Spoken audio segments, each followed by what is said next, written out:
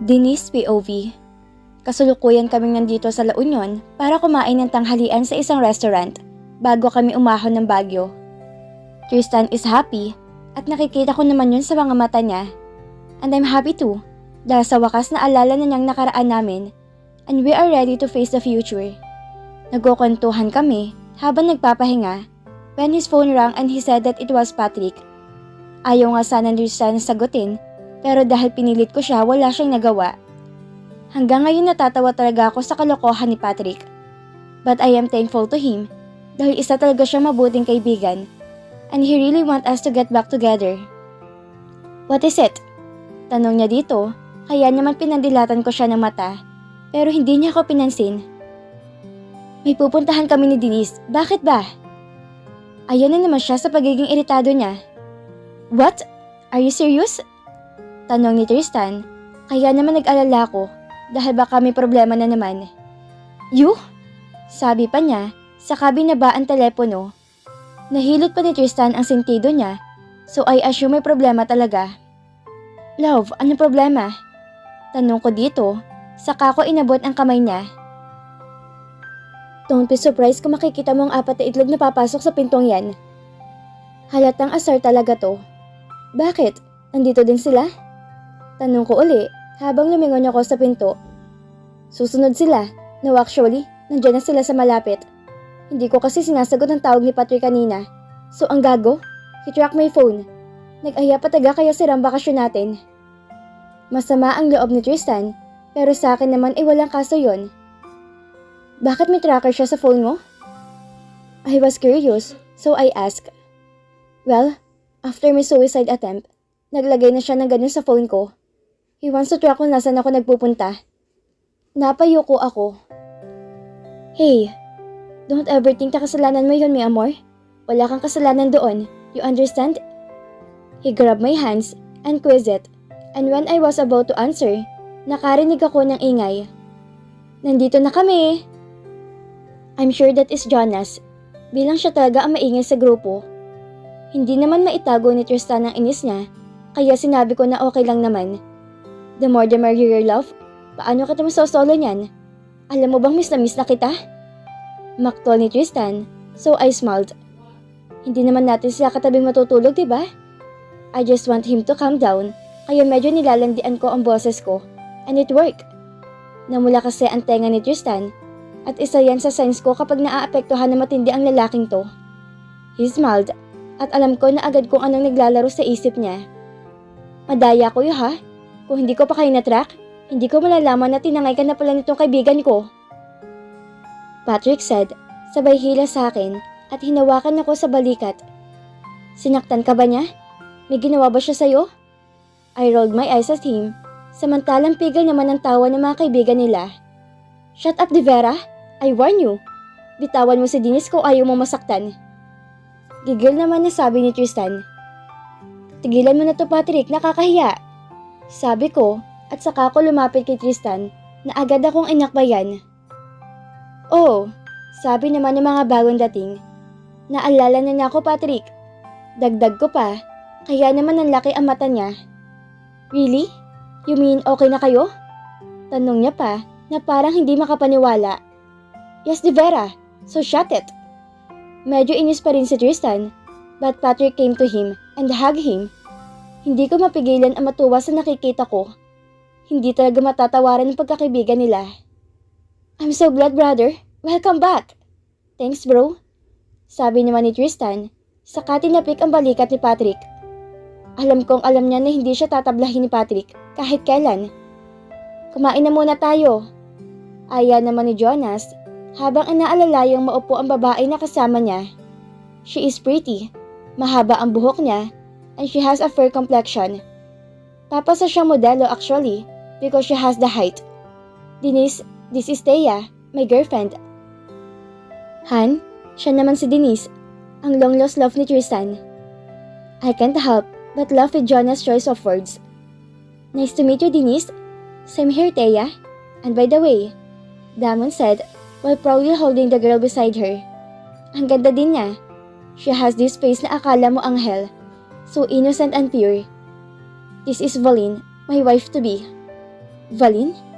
Napaisip ako kasi ang kilala kong Valin ay hindi ganito ang itsura. She used to be Patrick's secretary at ilang beses ko na ding na-meet. Hindi siya kagandahan at weird ang taste niya sa damit, but I can tell that she has a good heart.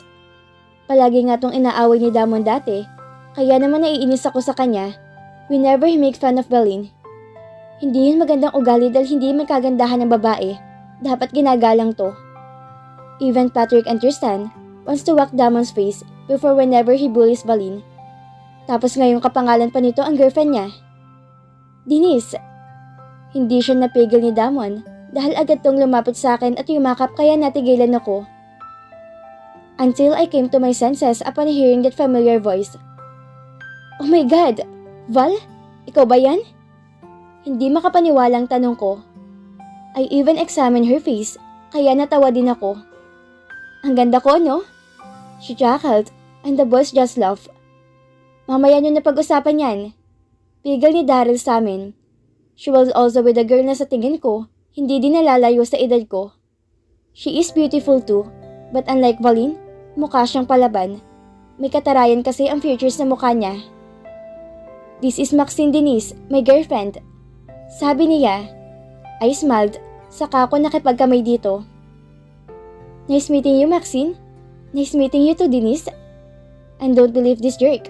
Hindi ko boyfriend yan. Sabi nito at saka siya umabsyete sa akin. Talaga? Tanong ko in the most softest voice. Yes, stepbrother ko lang siya. Sabi nito, kaya napatango na lang ako. Ayoko na magtanong dahil mukhang bad trip na si Daryl. Stop that nonsense, Max. Sabi nito habang tumatawang iba. Sa totoo lang, hilong-hilo na kami sa inyong dalawa. Last week mag-boyfriend kayo, ngayon naman hindi. Patrick rants after ordering food.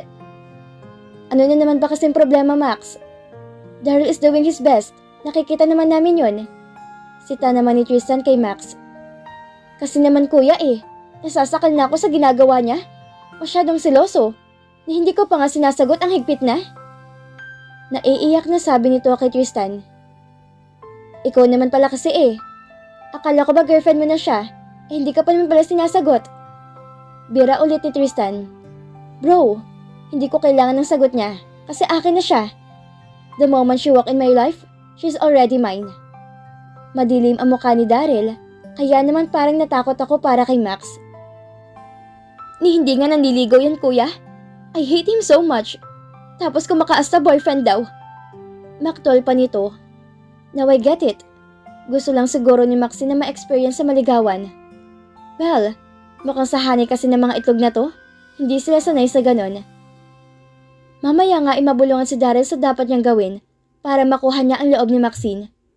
Mukhang kulang lang sa lambing. Pagdating ng food kumain na sila. Kaya naman saglit na tahimik ang bangayan ni Daryl at Max. By the way, Denise, kailan ba lilitaw yung kaibigan mong designer? Minilabas na ba sa Market and Dream at marami na rin silang online orders? Tanong sa akin ni Damon. I was informed already and nakausap ko na yung kaibigan ko for the go signal. Anytime next week, lalabas ang reklamo nila sa Dream. Napatango sila sa sinabi ko habang napansin ko naman ang pamumula ni Tristan. That will have to pay. Sinirihan niya kami ni Denise? He angrily said. At lahat naman sumang-ayon. Isusunod ko na si Douglas. Sabi naman ni Patrick. Ano nga palang lagay ng siraulong yan? Tanong ni Jonas. Ayon sa research ko, matagal na bagsak ang negosyo nila. So he resorted to illegal things. He is courier of drugs from abroad to here. At dahil may mga connection siya, hindi siya naharang. Lalo pa at dating kilalang pamilya niya. Pagsisiwalat ko sa kanila. He is also a member of a drug syndicate dito sa Pilipinas. May plano na kami sa kanya. Uunahin lang namin si Laura. Dagdag ko pa. Nakakatakot ka pala maging kaaway? Biro ni Jonah sa akin sabay tawa. Deserve naman nila yon. Ang sasama nila. Komento naman ni Val. By the way mga bro, and sis na din. Jonas interrupted. Ikakasal na kami next month. Sabi nito sabay kuha ng kamay ni Thea at ibinakit ang engagement ring nila. Everyone clapped. At talaga namang nakita sa dalawang ito na mahal nilang isa't isa. But I can't help but feel sad also for Patrick. Siya lang kasi ang walang love life. Masyado niyang mahal si Blanca, kaya hindi niya nagawang magmahal uli ng iba. Ayun yung sa kwento ni Tristan. Ang bilis naman. Pang-aasar ni Damon dito, kaya napasimangot si Jonas. Alam niyo kasi itong Han ko, mabilis magbago ng isip. Baka mamaya hindi na ako pakasalan pag pinatagal ko pa. Thea rolled her eyes, pero nakangiti pa rin to. Wala nang bawian, Mr. Serrano, she said, and everyone clapped their hands again. Hindi ko mapigilang mapahanga sa ganda ng bahay na inabutan namin dito sa Baguio. Actually, I was expecting na sa hotel kami tutuloy dahil hindi naman sinabi ni Tristan sa akin na may property siya dito. You like it? Tanong ni Tristan habang naglalakad kami papasok ng bahay. It was a 2-story house na ang flooring ay gawa sa matibay na klase ng kahoy. It was beautiful inside out at kumpleto din to sa gamit. May fireplace din sa gawing dulo and the displays are all antique, I guess. It's beautiful, love. Ang mami ang bumili nito. We used to stay here during summer noong mga bata pa kami. Kwento ni Tristan sa akin. It is well maintained. May nakatira ba dito? Tanong ko pa, dahil tagang malinis ang lugar pati na ang labas ng bakuran. May caretaker kami dito, mi amor. Just as I thought. Tara na sa kwarto natin. Aya niya sa akin, habang kasunod naman namin ang mga kaibigan niya na namimili din ng kwarto. No, I will stay in another room. Ano kasi na swerte? Inisa naman si Maxine kay Daryl. Ano na naman ba problema niyo? Irita namang sita ni Damon. Daryl, wag mo nang pilitin si Max. Let her stay in another room. Sabi naman ni Patrick. Hinila pa rin siya ni Daryl papasok sa isang kwarto. Gago talaga. Napailing na lang si Patrick. Possessive. Sabi naman ni Jonas. Kanya-kanyang pasok na ang lahat sa mga kwarto para makapagpahinga. Nag-shower muna ako, saka ako sumampas sa kama. Habang si Tristan naman ang pumasok ng banyo. Nakaramdam ako ng antok. Kaya ipinikit ko na ang mata ko. Nakakaidlip na nga ako na maramdaman ko ang magaang nahalik sa labi ko. Napaungol ako at napadilat. Tristan was staring at me. Hindi ka ba magpapahinga? Tanong ko dito, pero umiling si Tristan. I can do that later, mi amor. Sobra kitang na-miss. 3 years akong walang alam mo na, sabi ni Tristan, kaya napataas ang kilay ko. You expect me to believe that? Tanong ko sa kanya. You have to believe that, kasi yan ang totoo. I never touch another woman noong wala ka. It's you or no one, remember? Napangiti ako, saka ko hinaplos ang pisngi niya. Wala din naman ako naging iba, love. I never imagined myself loving someone else. Bulong ko sa kanya. I love you so much, mi amor. I love you too. He claimed my lips and ravaged it. Napayakap ako sa kanya while he was kissing me endlessly habang naglulimikot na ang kamay niya sa katawan ko. Ibinangon niya ako sa kanya tinanggal ang suot ko na t-shirt. Tinanggal niya yon at hinagis na lang kung saan. Inihiga niya ako ulit while his lips started to travel on my neck up to my shoulders.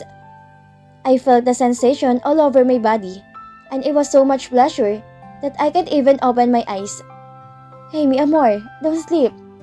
Sabi ni Tristan, kaya naman napadilat ako, and much to her surprise, I turned him over at saka ko nasa ibabaw niya.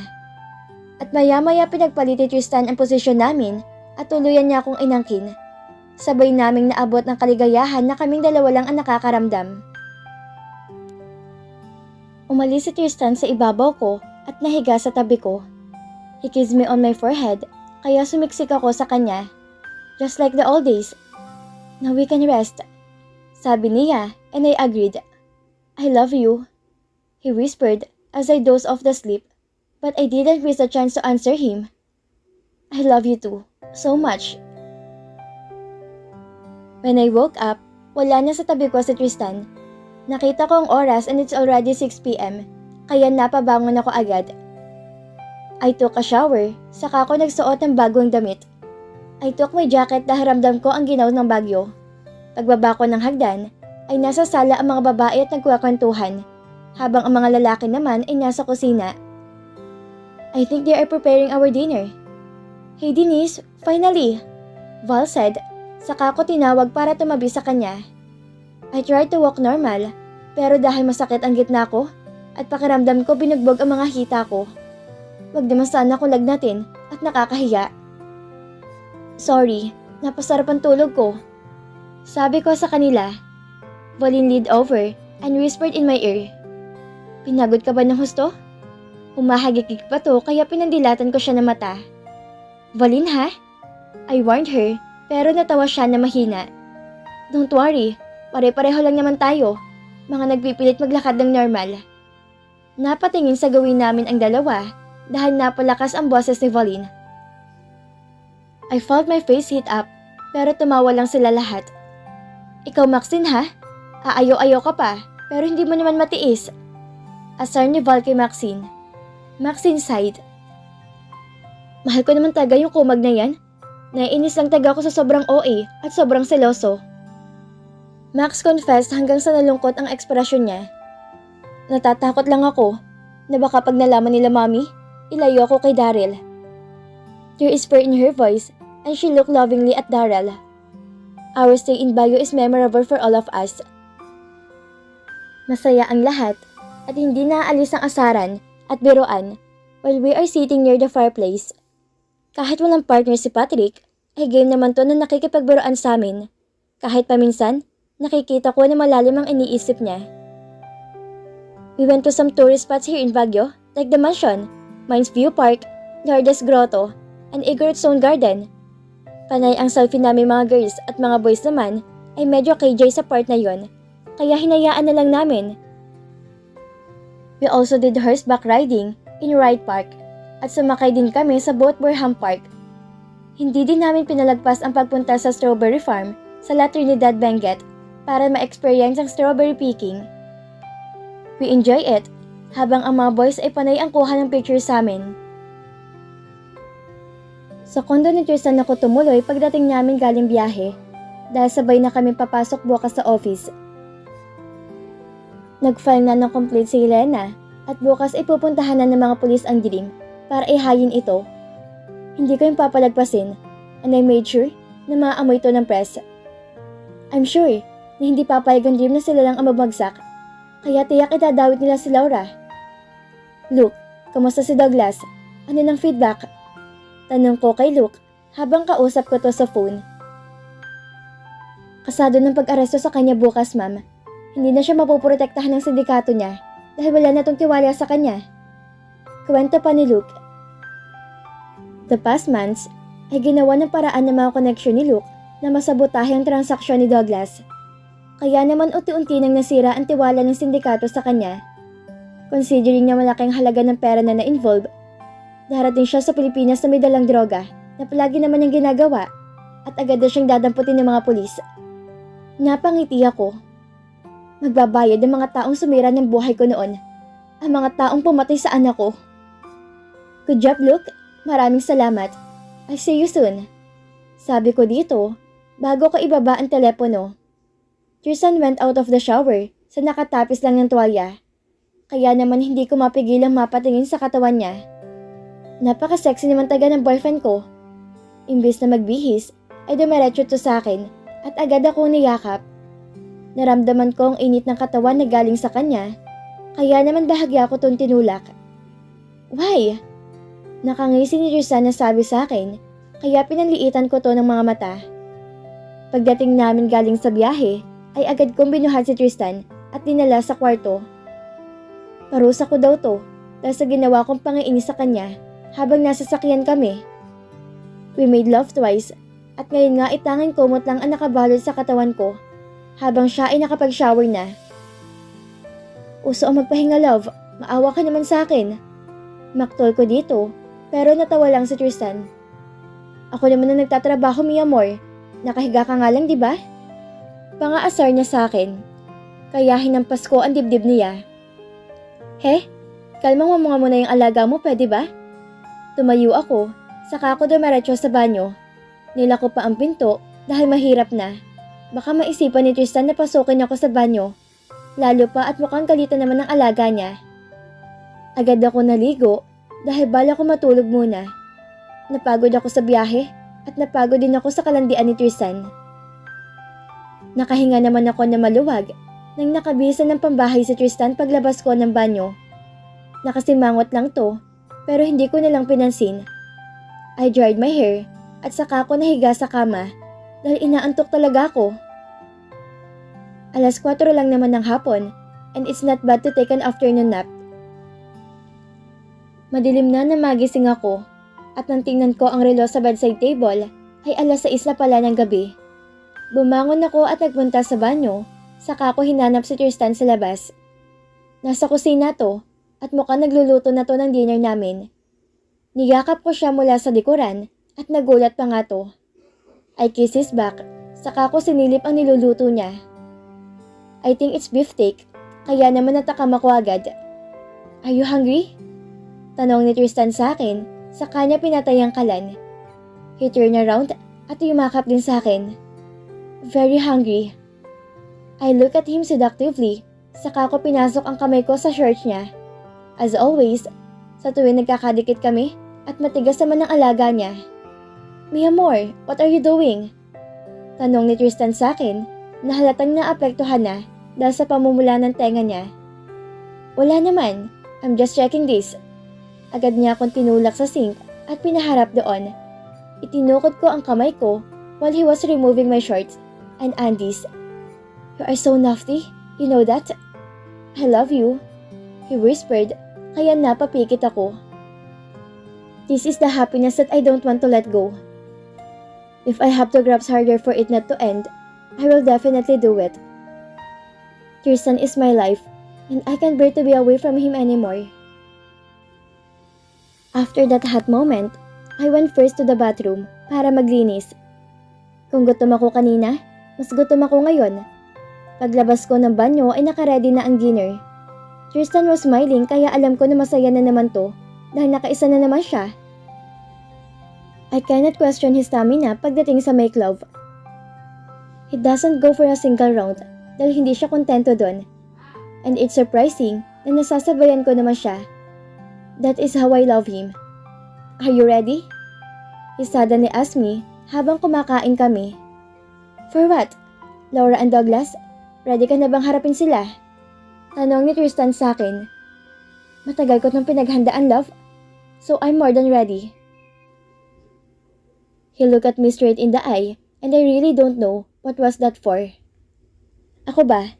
Kasama din ba ako sa listahan mo? He suddenly asked, so I have no choice but to tell him the truth. Actually, yes. Noon, I was so mad at you. Akala ko hindi kita kayang patawarin, and even Allen. Kung hindi ko lang nalaman ng totoo, baka pati siya hindi nakaligtas sa galit ko. I am just glad na mapatawad mo ako, mi amor. Kasi kung hindi naman, I'm very much willing to pay. Kaya kong tanggapin ang galit mo. He looked away, kaya naman hinawakan ko ang kamay niya. Hindi ka ba pabor sa mga ginawa ko? Nilakasan ko ang loob ko nang tanungan si Tristan. Because if he thinks that it is not right, kahit mahal ko siya, hindi niya ako mapapahinto. Isa pa, aside from me, may kasalanan din naman taga silang dapat pagbayaran sa batas. No, mi amor, I will support you 100%. You know that, he said after he shook his head. Kung ako nga masusunod, higit pa riyan ang dapat maging parusa sa kanila. I wanna kill them both for everything that they have done. Diba sinabi ko naman sa'yo, hindi mo gagawin yan? May batas naman, love. Just leave it to them. Kontra ko sa kanya, and I'm glad that he listened. Okay, mi amor. Promise, hindi ko na iisipin yon. Basta I'm here, and I will support you hanggang matapos to. He assured me. Para naman ako nabunutan ng tinik dahil sa sinabi niya. Ayoko kasing pagsimulan to nang hindi namin pagkakaintindihan. We continued to eat, and I really enjoyed the food. Pakiramdam ko nga tumataba na naman ako dahil kay Tristan. I volunteered to do the dishes, kaya naman pumasok na si Tristan sa sala para manood ng TV. As I was cleaning the table, ay nag-ring ang phone ko. Hindi naka-register ang number, but I answered it anyways. Hello? Hello, Denise. That voice? How can I forget it? Boses yun ng best friend ko na walang ginawa kundi ang alagaan ako. I admit, naggalit ako sa kanya noon. Pero nang malinawan ko ang lahat, I felt guilty. I know he's not capable for hurting me. Allen? At dito na po nagtatapos ang kabanata ng ating kwento.